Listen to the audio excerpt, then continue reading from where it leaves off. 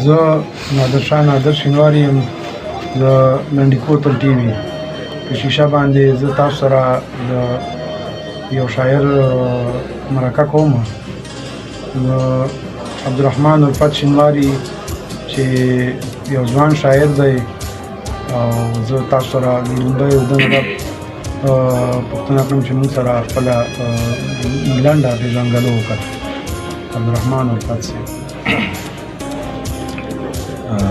نوم عبدالرحمن دی، تخلص مو الفت دی، شینواری شیخ ملخیل اوسېدونکی یم د لنډي کوتل.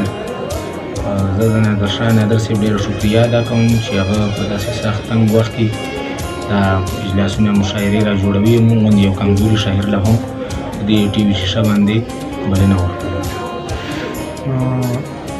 الفت صاحب دا شاعري ته کوم وخت نه کړې؟ مطلب تا لومړی غزل په کوم سم کې لیکله او په کوم کال کې او تر اوسه پورې به څومره شاعري کړې؟ شاعري خو غالبا 600 غزلو پورې موجوده شته را سره او شاعري د 2005 نه ما شروع کړې وه. الفت صاحب د کتاب چاپ کولو اراده لري چې کتاب چاپ شي؟ ځکه چې هر شاعر دا خواهش شي چې زما یو کتاب چاپ شي، نو ته څه اراده لرې کتاب چاپولو؟ دستي خو ما کتاب ته څه اراده نشته ده او دستي ما اوس هېڅ قسم اراده کتاب ته نشته. بیا وروسته که وخت راغی نو بیا به وګورو. الفت صاحب خبرې به نورې کړو، خو مینوال به تاسو غزل په انتظار دي چې یو غزل ورته واوروئ.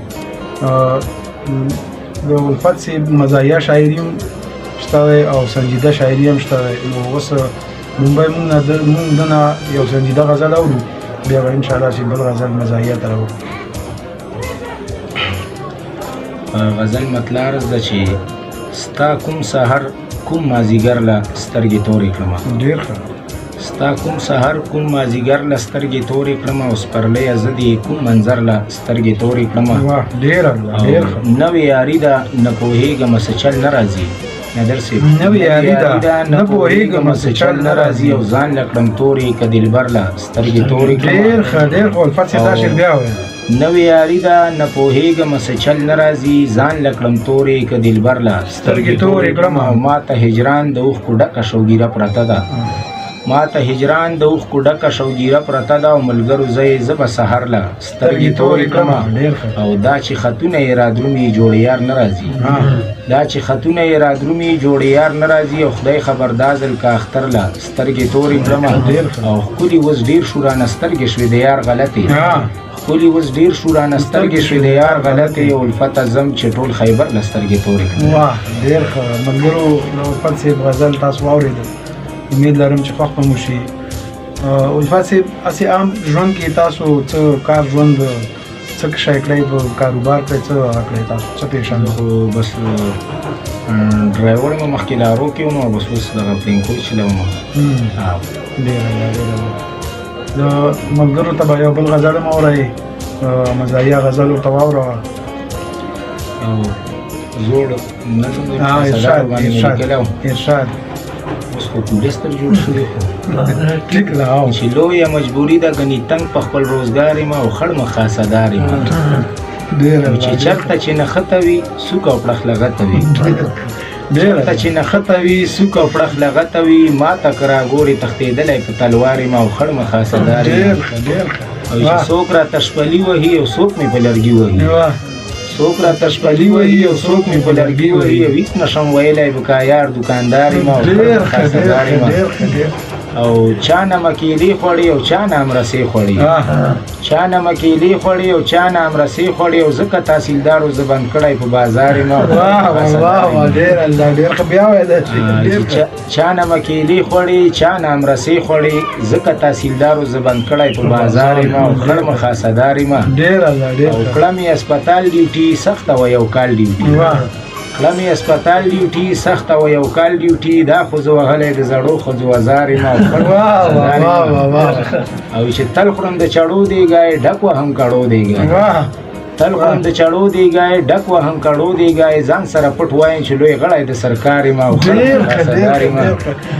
او تل الفتستانه زه تنګ یم پریشانه زه، تلو الپتستانه زه تنګ یم پریشانه زه او 2 میاشتې مې پرېږده د تورخم په انتظار یم واه ډېر ښه الفت صاحب ځکه وایي چې حمزه سپرلی لا د خیبر نه نه ځي ډېرې کلی په موسېدو ښکاري زمونږ په سیمه کې ځوانان شاعران شته مزاحیه شته سنجیده شته ښه شاعران شته او انشاءالله چې همداسې لکه څنګه چې مونږ نن د الفت صاحب سره مرکه وکړه نو داسې به راتلونکي بل پروګرام کې بل شاعر سره مرکه کړو الفت صاحب نه به دا پوښتنه کړو چې دی خپلو مینوالو له څه پیغام ورکوي الفت صاحب مینوالو له خپل پیغام ورکوي مینوالو ته دا پیغام ورکوو چې پښتو زموږ خپله ژبه ده د پښتو قدر پکار دی او کوم لیک لوست چې دا هم په پښتو کې پکار دی لکه ډېر لفظونه داسې دي چې هغه پښتو کې لغت نشته خو بیا هم کوم لفظونه لغت په پښتو کې وي چې هغه د انګلیش په ژبه کې یا داسې نورو ژبو کې ستاینه ونه شي چې هغه خپلې پښتو ته راواړوي او هغې ستاینه په پښتو کې بالکل